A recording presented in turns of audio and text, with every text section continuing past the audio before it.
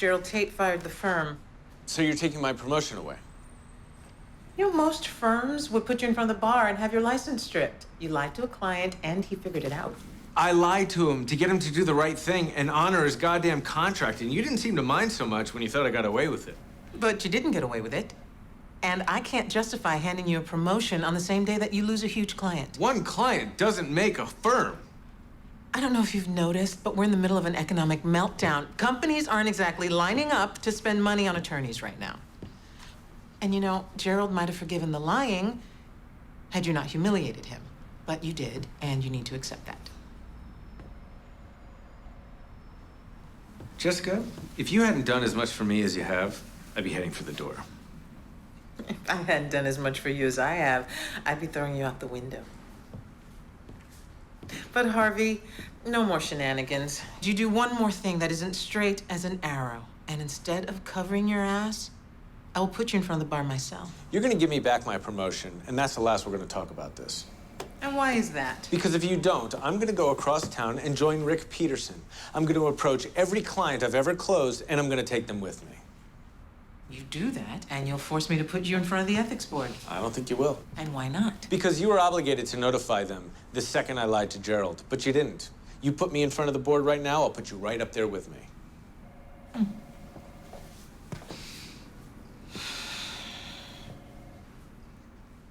I'll give you your promotion. But you have to do something for me. Anything.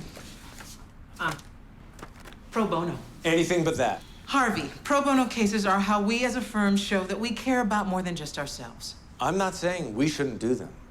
I'm saying I shouldn't do them. And it's how you can show me that you care about more than just yourself. You'll handle this yourself. You will not pass it off. Absolutely. Ms. Parker, how long have you worked for Mr. Sands? Well, technically, I'm an independent consultant, but I've been a part of Amalinks from the beginning. Yes, I imagine you have been. We're just trying to establish your credentials for testifying for him. How long have you known Quentin had ALS? From the beginning. And how long have you known Quentin falsified trial results to get the drug on the market? To save his own life? What? No, he wouldn't do that. Come on, Lisa. We're all on the same team here. We're trying to figure out how to protect the man you love. Well, I thought you believed in him. You slept with Quentin while he was married to me. He said it never happened, and I believed him. But I have learned that he can lie. So do I believe in him now? No. This is damage control. We're just trying to protect him because they will find out and he will get caught. And if you don't tell us the real facts, we can't mitigate the damage from his lie. But he didn't lie. I swear, he didn't. But you did, didn't you? He was sick. He needed the drug, and you would have done anything for FDA approval. Come on, Lisa, help us help him. You didn't see what he was like. He was barely Quentin then, and then he got better. And I've never seen anything like it. I was the one to see it. See what exactly? 6 months in, one person out of the hundreds started showing signs of liver damage. And that would jeopardize approval. Yeah, and I couldn't take that chance, so I took the person out of the study. You never told Quentin? No, he would have waited, and we didn't have the time. He didn't have the time. And I love him. So what else could I do? They never checked. What do you mean they never checked? The internet was not what it is today. It was not so easy to catch plagiarism. That's awesome. Wait a minute. If you graduated college then that would make you... Old enough to run my own law firm. But you look so young. Well, you know what they say. Mm-hmm. True beauty Black is ageless. don't crack. That's what I meant to say. Uh-huh. Well, enough about me. I want to hear about you. What was Harvard like?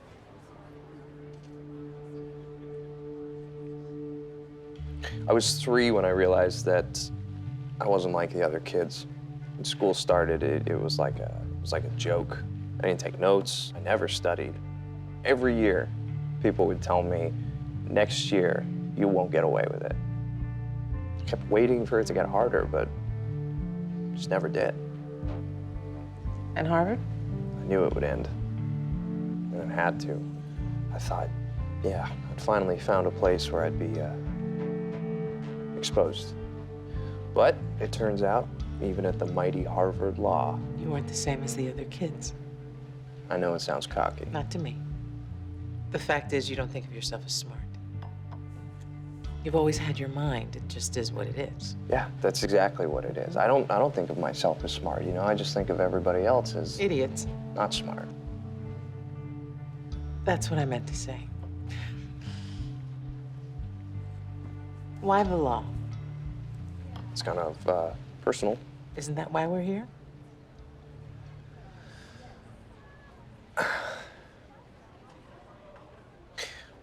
When I was 11, my parents were on their way home from dinner, and they were involved in a really horrible accident. And my grandmother took me in. And it wasn't until I was much older that I realized that we had a case. See, it turns out this restaurant, they kept feeding this Mr. Fenton drinks long after they knew.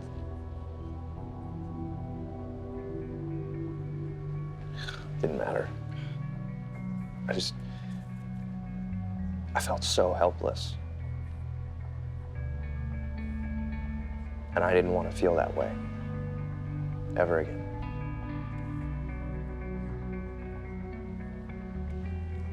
Harvey was right. About what? I hope you brought your checkbook. Dinner's on you. Wait, what was Harvey right about?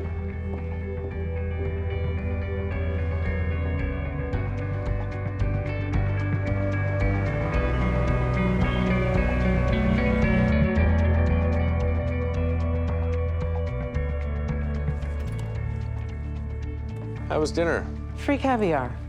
What's not to love? If you want to know something about me, you should have just asked me. Why can't I just be getting to know Mr. Ross the way I got to know you? Because if you're just trying to get to know him, you would have told me about the dinner. Something's going on, and I want to know what it is. An allegation was made that Mike Ross never went to Harvard or any other law school for that matter. So I had him checked out. Squeaky clean. Graduated top of his class. So I took him to dinner. I wanted to see what you saw in him that makes him so special. And? I get it. He's a total package. Maybe even the best of both of us. I hope this doesn't mean you're going to put me in charge of recruiting. No, not to worry. You are off the hook. Harvey, one more thing. He might have checked out clean, but I know that kid's full of shit. Because there may be a record of him graduating from Harvard Law, but there's no record of him graduating from any college anywhere on the face of the earth. So I'm gonna give you the benefit of the doubt that you didn't know. Because I don't want to do what I would do if you did. And what you're going to do is fire that goddamn kid. Louis, got a minute? I'm a little busy, but sure. I deserve that. A little payback among senior partners is fair play. I'm listening. I'm not going to insult you by beating around the bush, so let's talk about the elephant in the room. What's it gonna take? My dedication to this firm knows no limits. And what I ask in return, all I ask in return is to be valued. For someone to make me believe that they think that I'm great at what I do. Then we're all set. Because I've always felt that way. That's not the way you made it seem to everyone at Harvey's trial. Louis, we were at trial. I was trying to make my case, same as you. Well, you did a good job. Because that Jessica, I got no trouble believing. But the Jessica that kept stringing me along, telling me one day my time would come, her I've come to doubt. I've always been straight with you, Louis. My message has never wavered. Does that include the message that you sent to me through Harvey? Harvey came to you first because I wanted you to know that you are valuable to both of us. No. There's only an us when you want something from me. The rest of the time, it's me on the outside looking in. Well, you're a senior partner now. You're as on the inside as it gets. That's right, thanks to Hardman. You think he's valuing you.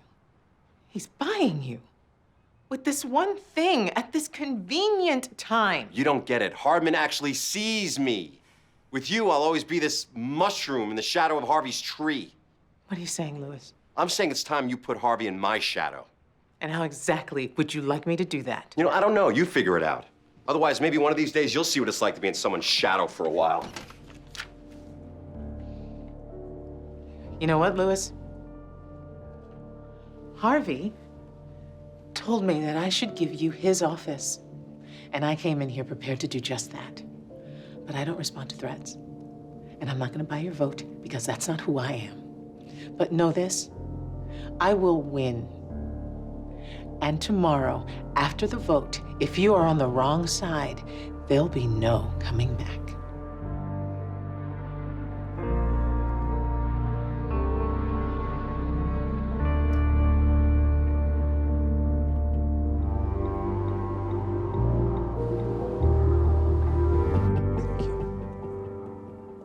Jessica, Edward. Daniel, haven't seen you since that business in Milan. Beautiful weather. Oh, enough. We are not friendly adversaries, Daniel. And you're about to lose. My client already said no. But he may no longer listen to you when I inform him of your prior embezzlement. You told him? I didn't tell him anything. I found it on my own. Edward and I are merging. I had to show him the books. Legally required to show me her books. And unlike you, I don't break the law. A fact that Hanley Folsom could be made acutely aware of. You do break the law, Jessica. Not reporting embezzlement is a crime. Why don't you bring that up at your sentencing hearing? Why don't I sue you? You could. Anybody could sue anybody, but you still don't have proof that I told him. And our firms combined have 10 times the resources that yours does. Oh, wait. You don't have a firm. You're just here, living in Zane's offices, working on those cases that will no longer be yours when we're done with you. Goodbye, Daniel. Oh. Get your client to sign those papers, will you?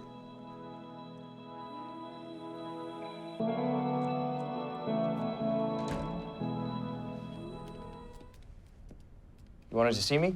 That request went out 2 hours ago. Yeah, I was in the middle of something. What were you in the middle of? Excuse me? You said you were in the middle of something. I assume it's Harvey's case. I can't tell you that. You're on the other side. Is there some rule against my checking on my own employee?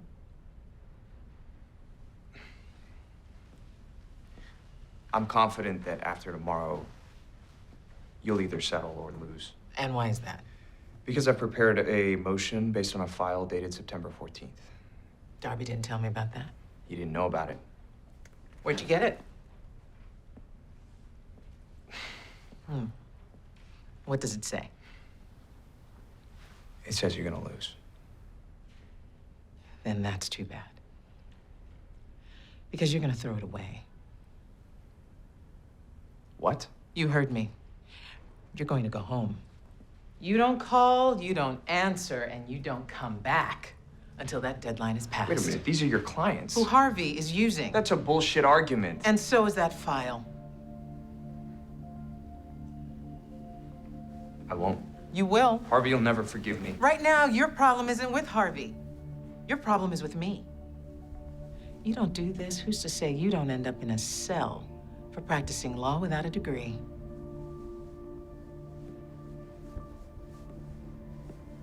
And who's to say you don't share that cell with me for knowing about it the whole time?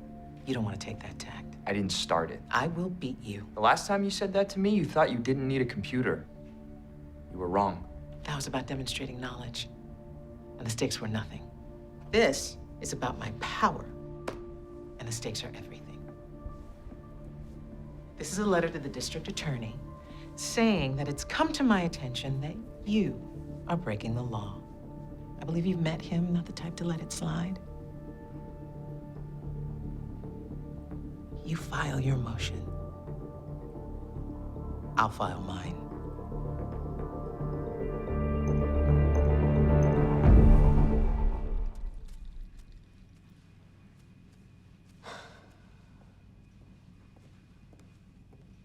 Okay, look. Shut your mouth. I risked everything for you. Then I did it again and again. Wait, you weren't there. I didn't have to be. Jessica... You don't work for Jessica, you work for me. I know I do, but I was just trying to get you what you wanted, your name on the door. No, you got Edward Darby's name on the door. My part of the deal is gone. What? You never told me that. I didn't think I needed to tell you that because I didn't think you would ever betray me. Harvey, look at what we've done. You and me. You broke the Chinese wall. I got information directly from Scotty. That's 2 ethical violations that 6 weeks ago would have made your stomach turn. That's not why you did it. Fine, but look me in the eye and tell me it's not true anyway. You know what?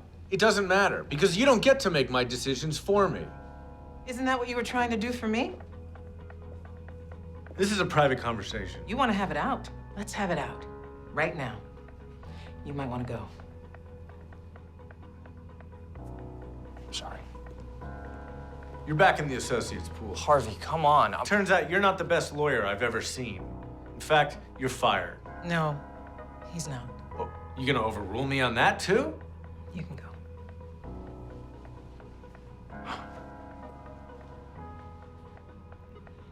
I didn't overrule you on the other.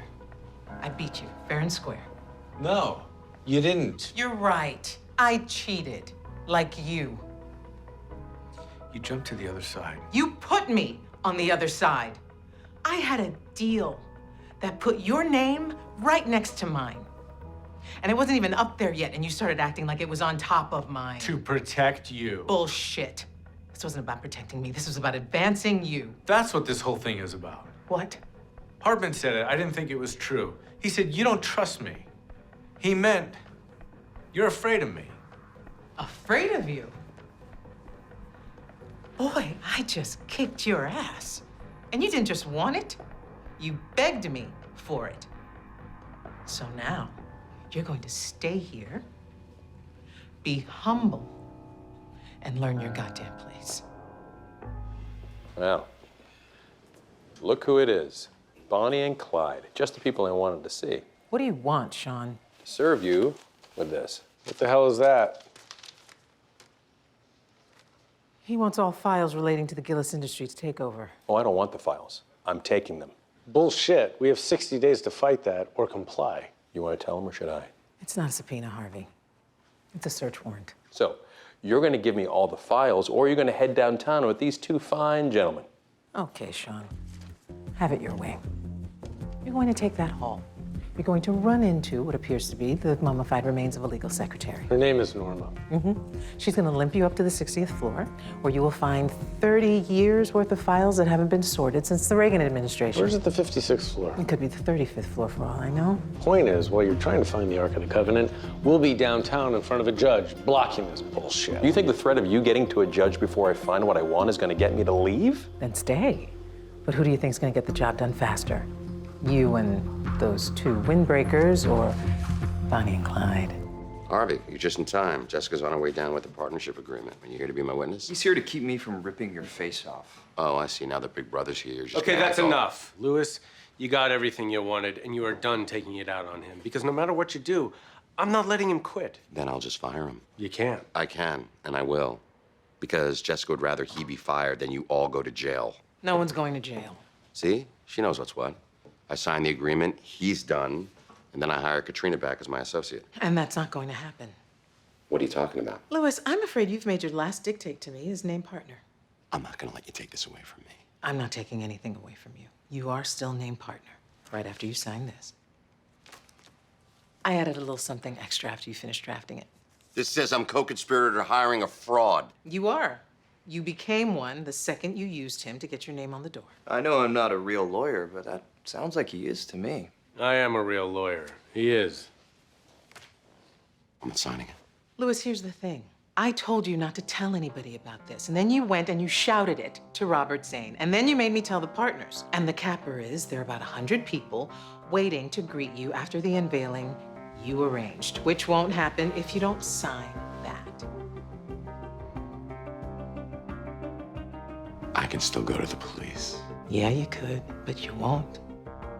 Because you used that little secret to get where you are right now. It was the only bullet in your chamber, and I am taking your gun away. You set me up. You set yourself up, just like you did with Charles Forsman. And what I learned from him was once you get something that you want, you will do whatever it takes to keep it.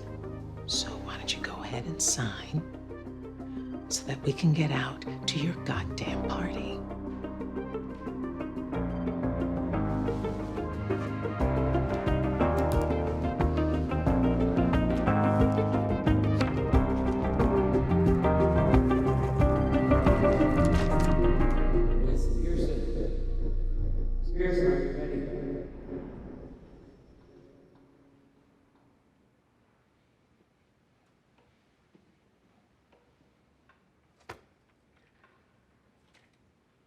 Mr. Forrest, so many lives were ruined that night. Your daughters, her boyfriends, yours. Is there a question? Someone had to pay for that, didn't they? Yeah, they sure as hell did. Is that why you paid for Maria Gomez to go to rehab, to keep her from testifying at Mr. Bailey's trial? What? Objection, Your Honor. She's putting the victim on trial. My client is the victim here. Miss Pearson, you better back this up fast. Then ask the witness to answer my question. I never even heard of that woman until yesterday. Your Honor, the defense would like to admit into evidence the admissions form for an Allison Dobson into the Pathways Rehabilitation Center from 12 years ago. Who is that? She was Maria Gomez's roommate, and I'm gonna put her on the stand. No, that can't be. No, you can't do that. And she's going to say that Maria told her that she felt terrible about abandoning her friend. Objection, hearsay. No, she won't. Overruled. And she's going to testify that you paid for Maria to be there. I had nothing to do with anything. That's not what she's going to say. I don't care. She's lying. Why would she lie? She just wants to put the record straight. The record is straight. Not according to her roommate. She's lying. Objection, badgering. How could you know? Because Maria Gomez didn't have a roommate. What did you just say? Yes, I paid for her. Because she's a junkie who'd say anything to get him out of what he did. So I got her out of the way because he did it. Mr. Forrest. He did it!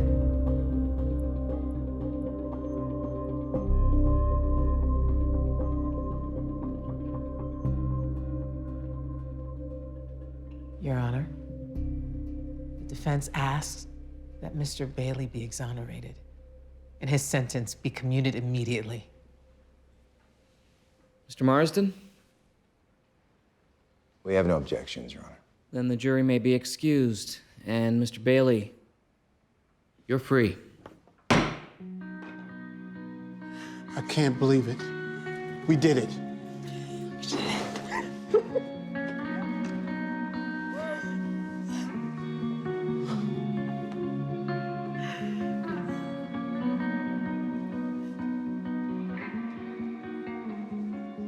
I can't thank you enough. You don't have to thank me, Leonard. You just have to walk out that door.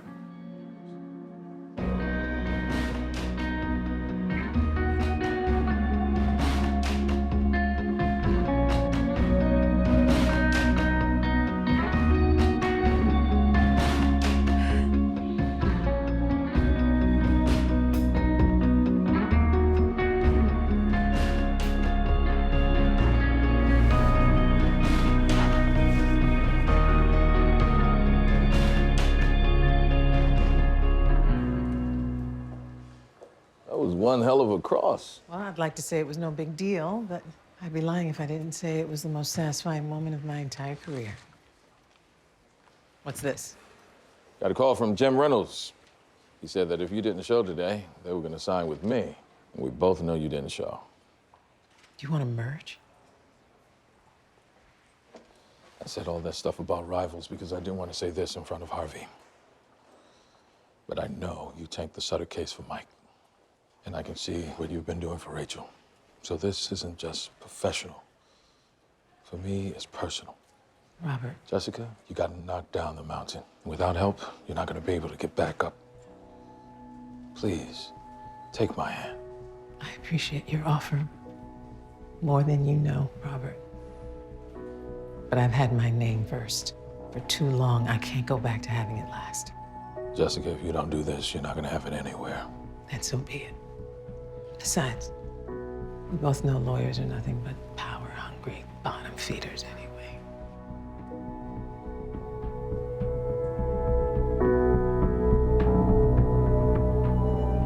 Mr. Ross, we are prepared to hear your final statement. Before we do, I have one last question. Mr. Ross, you say you're a changed man and you care about the truth, but I want to know if you're capable of telling the truth. So I'm going to ask you a question, and I suggest that you consider your answer very carefully, because as far as I'm concerned, your answer will determine whether or not you become a lawyer. During your time at Pearson Specter Lit, did anyone there have knowledge of the fact that you were a fraud?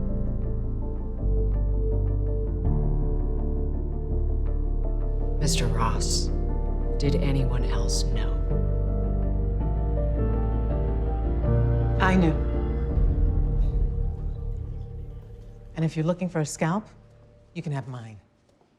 But I was under the impression that this hearing was not about my old firm, but whether or not Mr. Ross should be a lawyer. I say he should. It doesn't matter what you say. He's already had someone testify for him. I'm not here to talk about him. I'm here to talk about someone else. Someone else has nothing to do with I'd like this. to hear this. 15 years ago, a young woman was arrested for illegally obtaining prescription drugs. Turns out she had chronic pain and didn't want to drop out of med school, possibly never to return. So she stole a couple of prescription pads from the hospital where she was interning. A crime with a mandatory sentence of 7 years. But instead of throwing the book at her, the prosecuting attorney showed mercy. Had the charges knocked down to a misdemeanor, recommended probation, and sealed the records. That's a touching story, but I don't see what a random attorney has to do with these proceedings. She's not talking about a random attorney. She's talking about me. Just because I showed compassion once doesn't mean he deserves it now. Maybe he doesn't. But that young woman is now an ER doctor. She saves lives. And the world's a better place because you saved hers. Thank you, Miss Pearson. Mr. Ross.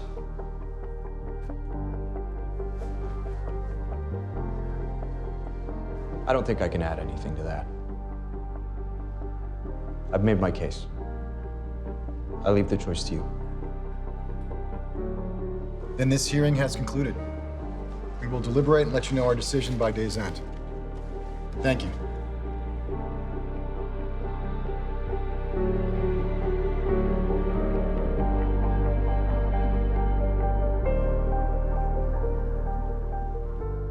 So what do we do now? They said they would let us know by the end of the day. So we wait. Well, it is the end of the day, which means... Doesn't mean anything, Louis. Whatever's going on in there, Seidel's gonna fight like hell. It's not gonna make a difference. She's never gonna change her mind. I think she will. What do you mean? I mean, that story wasn't any old story, and that woman wasn't really a woman, it was a man named Joseph O'Neill. And it was Walter Sampson's godson. So she did call in a favor. Yeah, she did. Then we need to get her kicked off that board. No, Harvey, we don't. Because I didn't fly all the way down here to strong-arm that woman. And I know the story of the wind and the sun. What the hell are you talking about? She's talking about Aesop's fable, which basically says that if you want a man to take off his coat, you don't blow it off. You make him feel warm and he'll take it off on his own. That's not a strategy, it's a prayer. Louis, I already admitted that I knew about Mike, and I reminded her of her own compassion. That's the best we're going to do. You know they could disbar you for that. In New York, they might. In Chicago, nobody's gonna care. Thank you, Jessica. Don't thank me. Thank Harvey. He's the one that called me. Seidel. Hello. I'll tell him. Thanks for calling.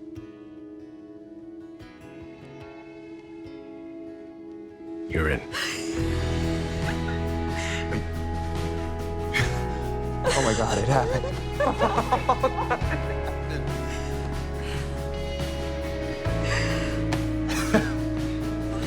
I'm gonna go get us some champagne.